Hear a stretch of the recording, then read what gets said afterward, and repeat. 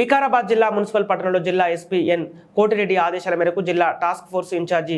SIM Prashanth Vardhan మరియు వారి యొక్క సిబ్బంది నమ్మదగిన సమాచారం మేరకు వికారాబాద్ పట్టణంలోని గవర్నమెంట్ ఆసుపత్రి పక్కన గల ఎస్జే పాన్ విల్లాలో తనిఖీలు నిర్వహించగా ప్రభుత్వ నిషేధిత హుక్కా మరియు హుక్కా సంబంధిత పదార్థాలు 8,950 విలువ గల వాటిని సీజ్ చేసి పట్టణ పోలీస్ స్టేషన్కు అప్పగించడం జరిగింది. ఇక జిల్లాలోని నిషేధిత పదార్థాలపై ఉక్కుపాదం మోపుతున్న task force SI Prashant Vardhan పై జిల్లా ప్రజలు ప్రశంసలు కురిపిస్తున్నారు.